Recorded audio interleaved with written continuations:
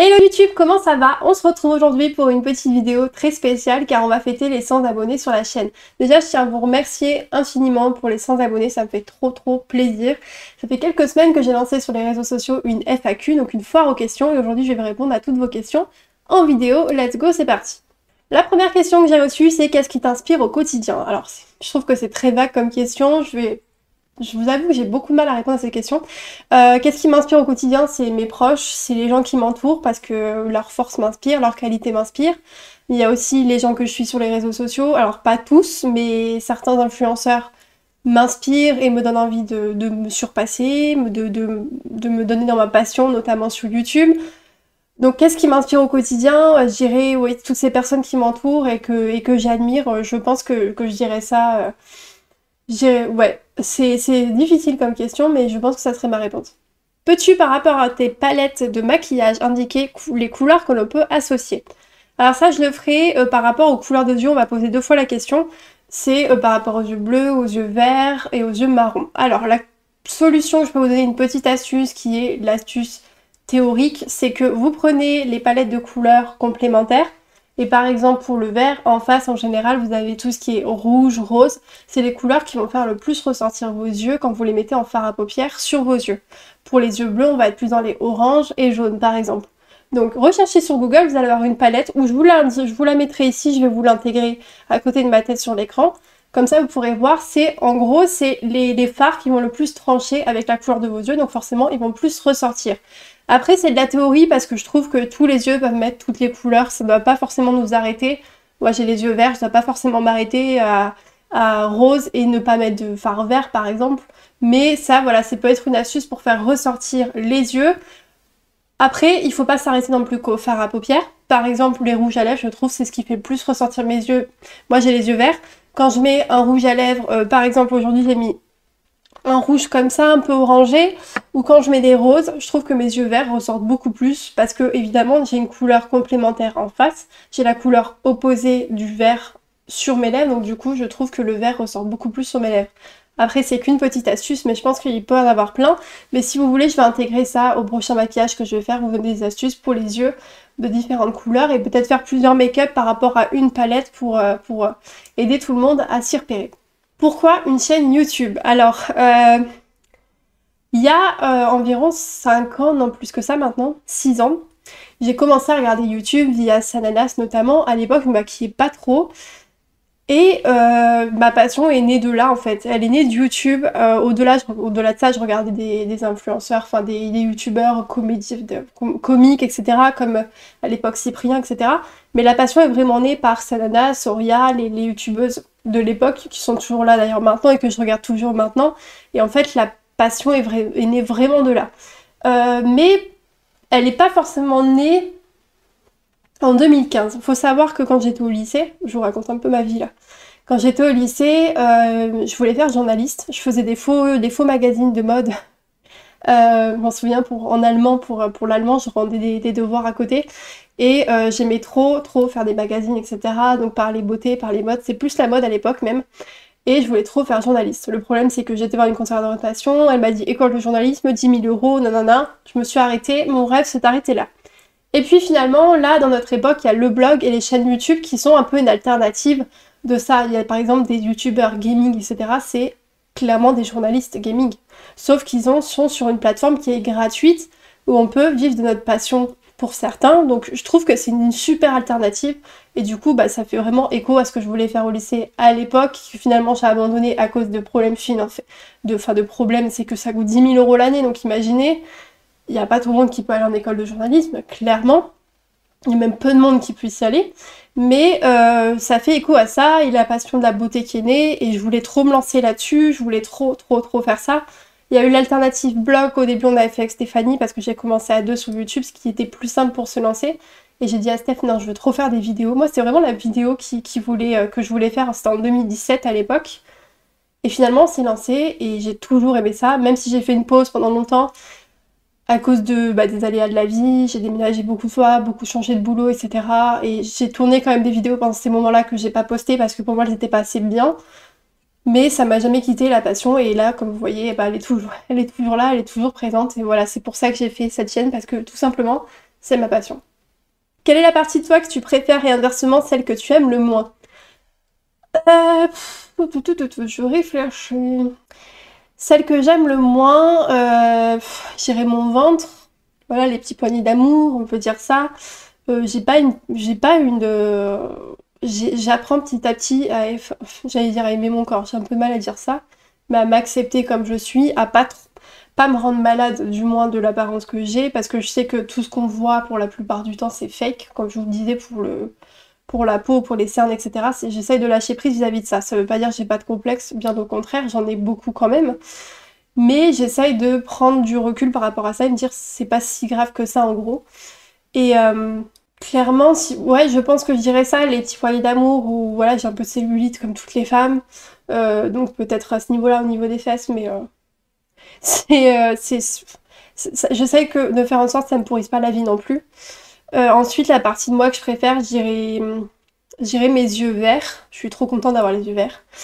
Clairement, mes cheveux, parce que en général, ils sont très faciles à coiffer depuis que je suis petite. Et j'ai beau avoir n'importe quelle coupe, ils se coiffent tout seul. J'ai quand même du volume, même si parfois ça peut être très chiant, très très chiant à coiffer. Je trouve que, je sais pas, ouais, je les ai toujours bien aimés, mes cheveux. Et mes mains, depuis que j'ai laissé pousser mes ongles, je trouve que j'ai des mains qui avec des doigts longs, etc. Et j'aime mes mains. Voilà, tout simplement. Tu te vois où dans 5 ans? Tu espères être où dans 5 ans? Alors c'est deux questions qui sont complètement différentes parce que tu te vois où dans 5 ans, c'est en essayant d'être objectif par rapport à moi-même. Je me vois où dans 5 ans? Je me vois peut-être dans un autre travail, je sais pas, je sais, dans une autre voie.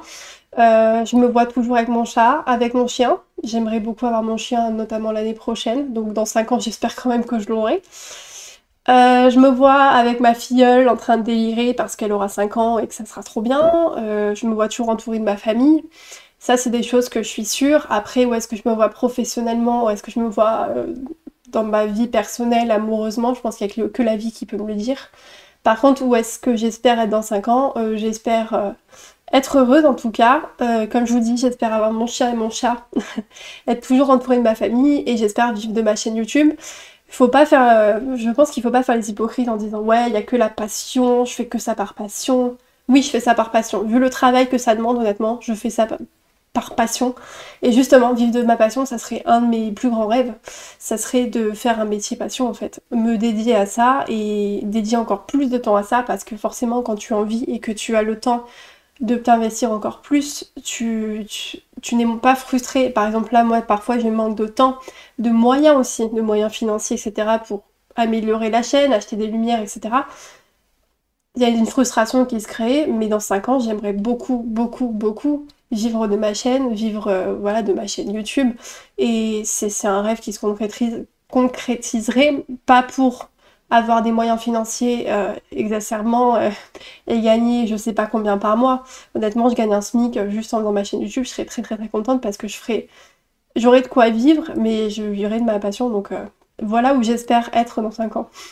Si tu pouvais avoir un don particulier, cuisine, dessin, etc., tu voudrais quoi? Je pense que je voudrais le dessin pour comment dire ça?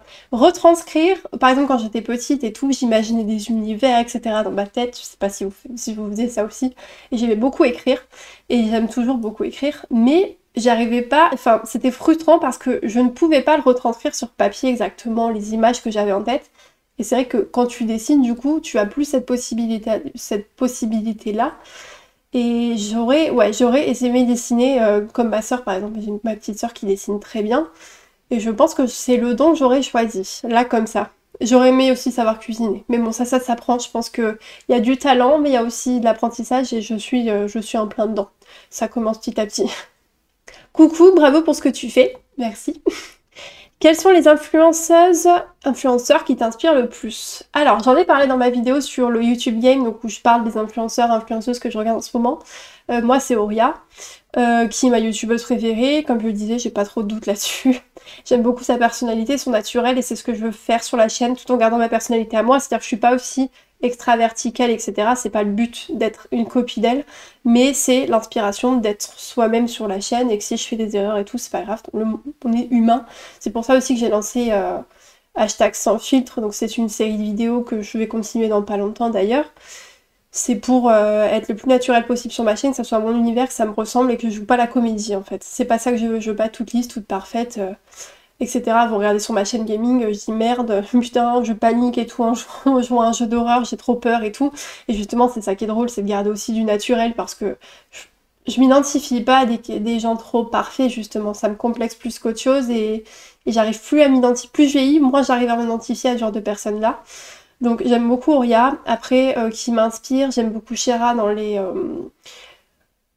discours qu'elle défend sur le féminisme, sur l'acceptation de son corps, etc. Et après, en inspiration plus artistique, je dirais Enjoy Phoenix et Lena Situation au niveau du montage et vraiment je trouve qu'Enjoy Phoenix, les photos qu'elle poste, etc., c'est très inspirant. Donc je dirais les deux là au niveau du montage et du côté artistique de leur compte Instagram et leur compte YouTube. Mais je pourrais mettre tellement de monde en vrai dans cette catégorie. Je vous conseille d'aller voir ma vidéo, ça sera beaucoup plus simple. Quelles sont les choses qui ont été moteurs dans la création de ta chaîne? Alors, donc du coup, il y avait forcément la passion, l'envie d'être journaliste quand j'étais au lycée. La passion avant tout, mais j'avais très peur de me lancer. On s'est lancé à deux avec Stéphanie et j'avoue que ça a beaucoup aidé, je pense, pour elle comme pour moi à l'époque, de pouvoir se lancer parce que faut pas croire, mais c'est très difficile de se lancer parce on subit des moqueries. Hein. Bon, on m'a déjà dit que ça servait à rien ce que je faisais, que c'était n'importe quoi, c'était un peu ridicule. À l'époque, il y avait même une fille j'entendais des collègues qui se moquaient d'elle, etc. parce qu'elle faisait des trucs sur Snap. Donc elle faisait des petits sketchs sur Snap. Ces collègues-là savaient pas que je faisais YouTube et heureusement parce que vu ce qu'elle disait à l'époque sur la fille en mode ouais de toute façon elle est superficielle, elle se prend pour qui, etc. Je me suis dit si elles savent que je fais YouTube, je vais passer pour quoi? On n'est pas forcément superficiel ou narcissique de se poster sur les réseaux sociaux, au contraire c'est très compliqué. Et là quand j'ai recommencé ma chaîne, pour moi c'est très dur, j'ai fait des crises d'angoisse. Hein. Je me suis dit est-ce que tu veux vraiment reprendre, t'exposer aux moqueries, t'exposer aux haters? Pour l'instant j'en ai pas eu. Mais les moqueries, j'en ai eu, j'ai eu des taquineries, etc. Et quand ça te tient à cœur, euh, parce que c'est ta passion, tu en mets beaucoup dedans. Moi, ça me tient beaucoup à cœur ma chaîne et ce que je fais. Et enfin, j'appelle ça j'allais dire mon travail, oui, parce que je travaille sur ces chaînes-là. Du coup, forcément, même quand on te taquine, moi, je suis un peu susceptible sur ce sujet-là. Mais du coup, la passion fait que je suis passée au-dessus de ça. Et moteur aussi, c'est que mes proches m'ont soutenue, mes proches regardent toutes mes vidéos, commentent toutes mes vidéos, dès qu'elles ont une critique positive, elles le disent, critique négative, ah tu fais attention, je t'entends pas assez sur cette vidéo, fais attention, la lumière elle était peut-être pas assez bonne sur celle-ci, tu devrais régler pour la prochaine fois. Et c'est super ce que tu fais, continue, ils mettent les likes, ils filment leur télé parce qu'ils me regardent. Et ça c'est hyper encourageant, les gens qui partagent sur Facebook et tout mes vidéos. Ça donne trop envie de continuer encore plus et de donner encore plus et de s'accrocher parce qu'il y a des vidéos qui font moins de vues, il y a des vidéos qui font beaucoup plus de vues. Et quand tu t'habitues à un 200 vues et derrière tu tapes un 50 vues, tu aurais tendance à être démotivé, ça fait un coup. Mais vu que t'as ces personnes-là derrière toi, tu dis non, faut que je continue, c'est trop bien. C'est trop bien. Je préfère me faire une vidéo qui fait 50 vues, mais avec des retours, avec des commentaires. Par exemple, sur la vidéo palette Morphe, il y a 3 personnes qui ont acheté la palette parce que je l'ai conseillée, ça m'a trop touchée parce que les personnes m'ont fait confiance sur mon avis. On en a parlé, on en a débattu, et j'ai trouvé ça hyper intéressant. Je préfère faire 100 vues sur une vidéo où on débat comme ça, où on parle, nanana, où on échange beaucoup entre nous, plutôt que faire 300 vues sur une vidéo où il se passe rien du tout. La passion, c'est ça, c'est discuter de ce que j'aime, mais avec des gens et interagir, c'est ça les réseaux sociaux. Donc ça c'est moteur, ça a été moteur aussi pour ma chaîne, c'est évidemment passion et le soutien de mes proches et de ces proches-là. Le super pouvoir que tu voudrais si tu pouvais choisir. Je pense, alors avant je voulais être invisible, mais parce que j'avais pas confiance en moi. Maintenant je pense que je voudrais me téléporter. Comme ça je paye pas l'avion. Et je pourrais faire le tour du monde parce que là avec le Covid et le confinement, je pense que ça pourrait être un bon plan de se téléporter. Et ouais, se téléporter, ça pourrait être très cool. Impossible, mais très cool. Ton parfum préféré, à quoi il te fait penser? Alors, je dirais que c'est celui-ci, c'est le Tracer Midnight Rose. Cependant, il me rappelle pas forcément des bons souvenirs. À l'époque, si, je le portais en fac à Nancy, qui a été l'une des meilleures années de ma vie parce que j'adore cette ville. Mais là, il me rappelle l'année dernière quand j'étais en dépression. Donc je vous avoue que c'est pas ouf comme souvenir. Néanmoins, j'adore cette odeur. En plus, ah oui, c'est vrai qu'ils sont très bon. Ils sont très bons. C'est celui que Emma Watson était l'égérie de ce parfum, donc je voulais trop l'acheter à l'époque parce que je suis fan d'Harry Potter, je suis fan d'Emma Watson, donc forcément je voulais acheter son parfum et il sent très très très très bon. Donc c'est celui-là qui m'a le plus marqué. Après, je pense que je continuerai quand même de mettre parce que les souvenirs partiront petit à petit, je m'en recréerai des nouveaux positifs avec ce parfum, mais je l'aime beaucoup beaucoup.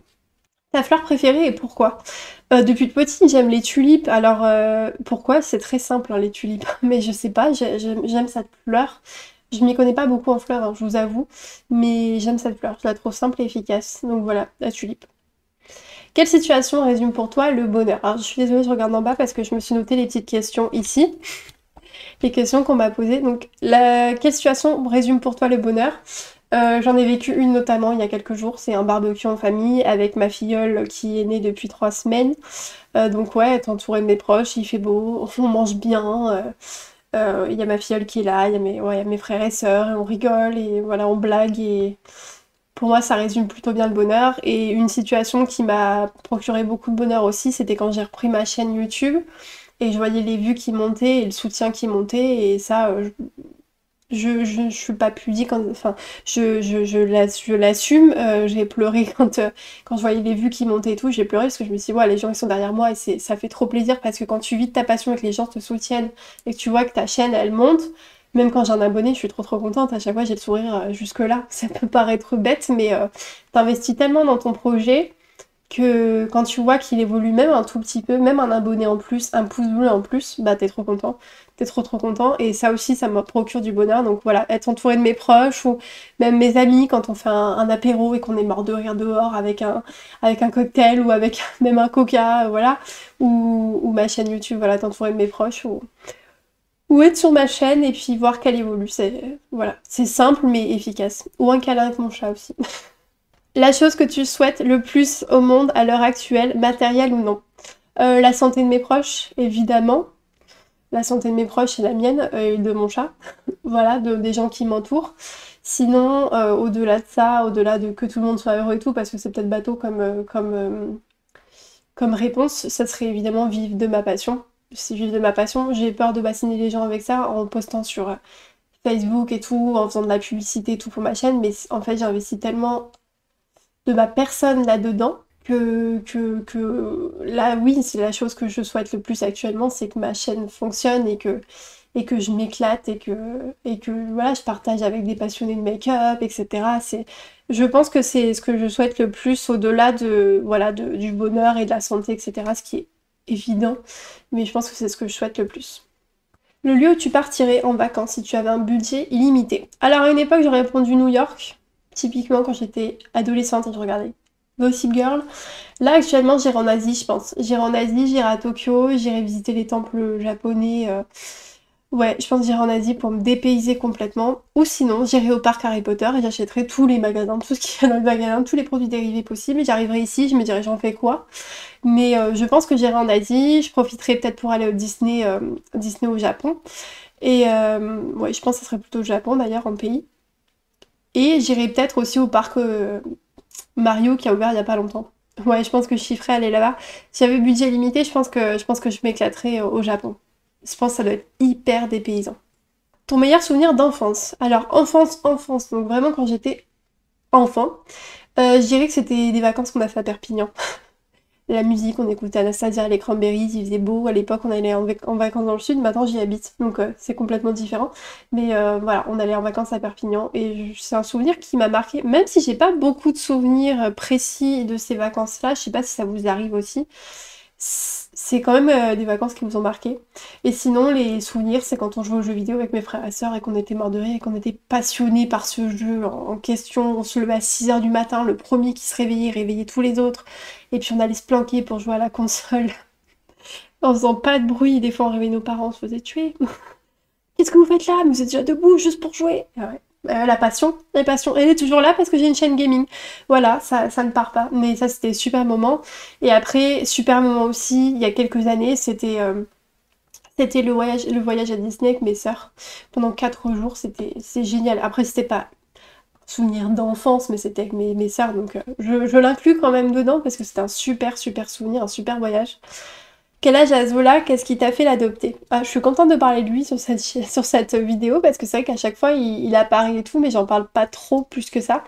Donc il va avoir 6 ans cette année, ça va pas tarder le mois prochain, il va avoir 6 ans. Je l'ai pris quand j'ai eu mon nouveau travail, je me suis dit c'est un nouveau départ, je vais avoir un nouveau boulot et je voulais mon chat à moi, je voulais mon animal à moi et je me sentais capable que d'élever un chat et pas un chien. De toute façon je vivais chez mon père à l'époque donc j'allais pas imposer un chien. Et je me baladais sur le bon coin et tout parce que j'avais pas d'argent vu que j'avais pas commencé le travail donc je cherchais un chaton gratuit. Et j'en ai vu des beaux hein, mais j'ai coup de foudre, je sais, inexplicable. C'est le coup de foudre total pour ce chat-là. Je voulais ce chat-là et que celui-là. Je voulais un mâle dans la portée, il n'y avait qu'un seul mâle et plein de femelles. La chance a fait, le destin je pense, a fait que c'était le mâle. Je l'ai réservé de suite et c'était lui, genre je voulais que lui, je voyais que lui. Je voulais aucun autre, on avait beau m'en montrer un, regarde, il y a aussi celui-là. Non, je veux le noir et blanc avec son bidou blanc, je veux lui. Et on a une relation hyper fusionnelle, c'est... J'ai trop de chance, trop de chance de l'avoir et il fonctionne même pas comme un chat, c'est plus un chien, il est très dépendant de moi et je suis très dépendante de lui aussi. Enfin, c'est pas lui qui me donne à manger, mais je veux dire, on est très proches, très câlin et tout. Et je voulais vraiment ça comme relation, mais des fois avec les chats, ils sont un peu sauvages, ils restent un peu dans un coin. Et moi, ce que je voulais, c'est vraiment un animal proche de moi. Et j'ai tout gagné. Je pense que c'est le destin. Je pense que des fois, il y a des choses qui sont écrites, c'est comme ça. Je sais pas l'expliquer, le coup de foudre comme ça. Et la relation comme ça, je pense qu'on avait besoin de se retrouver dans cette vie-là. Je n'ai pas d'explication plus que ça. C'est peut-être bizarre ce que je dis, mais bon. Ton plat préféré? Alors j'en ai trois. J'en ai trois parce qu'il y en a deux c'est dans des restos et un que je peux faire chez moi. La salade d'endive, je peux faire chez moi. C'est très bête mais j'adore la salade d'endive. Surtout quand il y a un peu de thon et tout. Enfin c'est trop bon. Voilà, j'adore la salade d'endive. Ensuite, aller chez McDo, Royal Cheese ou Big Mac, j'adore le McDo. J'adore le McDo. Alors, j'essaie d'y aller moins, mais j'adore ça. Avec frites et coca. Voilà, c'est mon maxi best-of. Royal Cheese, Big Mac, frites, coca, sauce de luxe. Je m'en lasserai jamais. Je sais, on va me dire, oui, mais si tu mangerais ça tous les jours. J'ai mangé ça tous les jours, j'ai bossé là-bas pendant 2 ans. Je m'en suis jamais lassée. Et la troisième, et qui est le plus fort, mais qu'on se le trouve que dans le nord de la France, c'est la fricadelle, avec les frites du nord, là où je suis née, et le filet américain. Les nordistes sauront, ma famille du nord sauront, mes proches sauront, c'est la meilleure chose du monde, mais je ne peux pas en manger dans le sud, donc tristesse. Mais à chaque fois que j'en mange, c'est un bonheur absolu. Absolu. Ça aussi d'abord, ça pourrait être une situation qui résume le bonheur, manger des frites fricadelles avec du filet américain. C'est tellement bon, les gens qui connaissent diront, hocheront la tête en disant oh que oui, oh que oui. On m'a quand même posé la question, tu achètes quelle marque de PQ? Et bah sachez que j'achète Lotus. Est-ce que vous êtes content de le savoir? Avec les aquatubes, comme ça je ne fais moins de déchets. Et le petit bleu là, stylé. En plus c'est marqué style dessus. Ouais, je suis youtubeuse beauté rien que jusqu'au papier toilette. Vous m'avez posé la question, je réponds. C'est hyper intéressant. Quelle est ta marque de rouge à lèvres préférée et pourquoi? Hyper dur. Parce que j'ai pu tester parfois des rouges à lèvres dans des marques que j'aimais dans certaines teintes et quand je passe sur une autre teinte, je n'aime pas. Alors, il y a des marques aussi où je n'ai qu'un seul produit dans une seule teinte, donc je vais quand même vous les montrer et qui font partie de mes préférés. Mais je ne sais pas ce que ça donne dans le reste des marques. Mais je vous montre ça tout de suite. Je vous l'avais montré, celui-ci c'est le Make Up Forever, donc lui c'est un format raisin, c'est mon préféré en format raisin, donc c'est le rouge que je vous avais montré dans ma vidéo favori. Je vous en parle un peu plus dans ma vidéo favori, je vous fais même un swatch, donc n'hésitez pas à aller voir, c'est ma vidéo de il y a... que je réfléchisse, ça fait 2 semaines maintenant. Et donc ça c'est pour le raisin, et pour le liquide mat, c'est le Martin Cosmetics. Donc c'est celui-ci, par contre c'est en teinte Edit, alors c'est souvent en rupture de stock, je vous parlerai un jour, je vous ferai une vidéo complète sur Martin Cosmetics, mais c'est pas que c'est cher, mais si je veux faire un make-up complet, ça va me revenir cher, donc j'attends d'avoir plusieurs produits. Donc voilà comment c'est, j'adore l'embout, ça c'est vraiment mon lipstick préféré de tous les temps, le Edit. Comme vous voyez c'est un rose, en plus ça fait ressortir. Les yeux verts, comme je disais au début de la vidéo, c'est un rose hyper confortable. Il n'est pas du tout asséchant. Il tient plutôt bien et quand il s'estompe, quand il part, il s'estompe naturellement, donc ça fait pas... vous avez les contours qui bavent, etc. Je trouve qu'ils bavent pas du tout, pourtant je mets pas de crayon avec. Et je trouve vraiment vraiment top. Le souci c'est les ruptures de stock sur son site. Par contre je n'ai pas essayé ce format mais en rouge à lèvres foncé parce que c'est souvent ça le piège. Là je suis sur un nude donc je prends pas beaucoup de risques. Mais en tout cas c'est mon rouge à lèvres préféré. Martin Cosmetics en teinte Edit, je vous le conseille. Sur les nudes en tout cas vous pouvez foncer les yeux fermés franchement. En plus il coûte 15 €, je trouve que le packaging est sympa. Mais on parlera de Martin Cosmetics plus précisément plus tard ensemble. Mais foncez sur le Edit, il est vraiment très cool. Ensuite, on m'a demandé quelle est la question à laquelle tu penses directement quand je te dis joie et bonheur. Alors, en général, j'écoute des musiques un peu tristes, honnêtement, un peu nostalgiques, mélancoliques, entre pop, rock, etc. Donc, joie et bonheur, là, comme ça, je dirais Treat People with Kindness de Harry Styles. Étant donné que j'adore le clip, j'adore la vibe qu'il a, Harry Styles déjà, voilà, bref, les vrais savent, vous le savez très bien, j'en ai déjà parlé, j'ai déjà porté un t-shirt où il y avait sa tête dessus sur ma chaîne en 2018, donc c'est pas un secret. Donc ça me met en joie, évidemment, surtout cette musique-là. Je sais pas si vous avez eu le clip avec, c'est un peu gospel, noir et blanc et tout, enfin je trouve que ce mec dégage de la gentillesse incroyable, et je sais pas, genre ça me rend contente, joyeuse, je n'aurais pas expliqué mieux que ça. Ensuite, je vous mettrai le titre parce que je me souviens absolument plus de ce titre-là, des Little Mix. Je vous mettrai le titre ici, autour de ma tête. C'était parce que c'était la première musique qu'on a entendue dans une séance de répétition parce que j'avais pris des places VIP, on avait accédé aux répétitions avec ma soeur. Et c'est la première qu'elles ont faite pendant ces répétitions qui m'a vraiment marquée. C'était un moment exceptionnel. Si vous êtes fan d'artistes, etc., je pense que vous pouvez vous mettre à ma place et voir à quel point c'est exceptionnel. Elles sont venues, elles ont fait les répétitions en face de nous. On a pu leur poser des questions, donc moi je leur ai parlé en anglais. Elles ont chanté Joyeux anniversaire à ma soeur, donc comment tu t'appelles? Ah, Clémentine, c'est trop mignon. Ils ont chanté Joyeux anniversaire, j'ai commencé à chanter, elles m'ont suivi. Voilà, on a tous chanté, ceux qui étaient présents Joyeux anniversaire à ma soeur qui pleurait. Enfin, c'était un super super moment, super souvenir et après super concert. Voilà, ça fait partie de mes meilleurs moments, donc cette musique me met beaucoup de bonne humeur. Et sinon, une musique qui me met de bonne humeur, qui me rebooste ma journée, c'est le générique de la série Friends, I'll Be There For You. Clairement, je mets ça le matin quand je me lève. C'est-à-dire que je me lève et quand j'ai un peu la flemme, je sens que je traîne un peu des pieds, ou même quand je suis joyeuse, je mets cette musique et tac, je me lève, c'est parti. Des fois je danse toute seule, c'est un peu nimp. Mais je trouve qu'elle met grave de bonne humeur. Et même la série, je vous en avais parlé dans la vidéo sur les séries, quand je suis un peu patraque, que j'ai pas envie, que je suis pas motivée, que je commence à être un peu triste, mettez-vous Friends. C'est tellement un peu délirant, etc., que ça vous met de bonne humeur. Et quand vous aimez la série, que vous entendez le générique, ça vous met aussi de bonne humeur. Donc là, comme ça, je dirais ça, mais je pense qu'il y en a plein d'autres, évidemment, qui me fait penser à joie et bonheur. Mais pour le moment, en ce moment, je dirais que c'est ces trois-là. Quelle est la série ou personnage de série qui t'a fait le plus pleurer? Alors, je suis un peu une pleureuse devant les séries et les films. J'ai beaucoup d'empathie. C'est pas forcément une bonne qualité. Enfin, c'est bien ma petite dose, mais la mienne, j'ai même pris de la... C'est quoi la... Non, c'est pas lithothérapie. Vous savez, avec les pierres, j'ai carrément acheté un bracelet parce que j'ai trop d'empathie et je suis une éponge à problème. Voilà. Donc, sur les séries et les films, souvent, j'ai tendance à trop me mettre à la place des gens. Là, comme ça, je dirais Grey's Anatomy. Je pense qu'il y a une des morts de personnage qui m'a beaucoup marqué dans les dernières saisons. Je veux pas spoiler, donc je dirais pas le nom, mais ça m'a beaucoup beaucoup marqué. En plus, sur du Sleeping at Last, sur bref, Chasing Cars. Ça, c'était lourd. Mais sinon, le personnage, en tout cas, c'est Brooke Davis dans Les Frères Scott. C'est clair, je sais pas ce qui se passe avec ce perso. Quand elle pleure de joie, je pleure de joie tellement je suis contente pour elle. Et quand elle pleure de tristesse, je pleure de tristesse avec elle. C'est un truc de ouf. Je sais pas comment expliquer le lien que j'ai avec ce personnage. Depuis adolescente, je m'en dirais que c'est ma soeur, je l'aime trop, quoi. Je sais pas si ça vous est déjà arrivé avec un personnage de film, vraiment vous voyez en cette personne. Pourtant, elle est vraiment différente de la personne que je suis parce qu'elle est plus extravertie, nanana.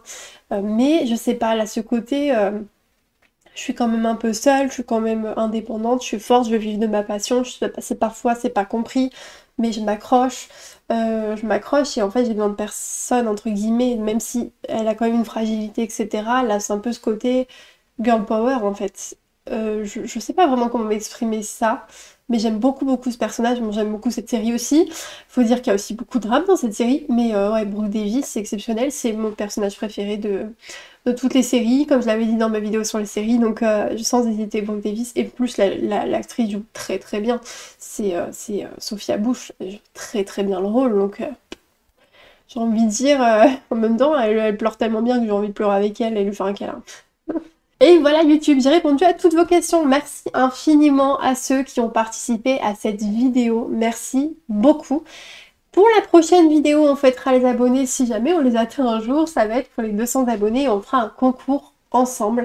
Voilà, je suis en train de préparer, comme je vous ai dit, dans ma petite tête, un concours pour les 200 abonnés pour vous offrir un cadeau à l'un d'entre vous.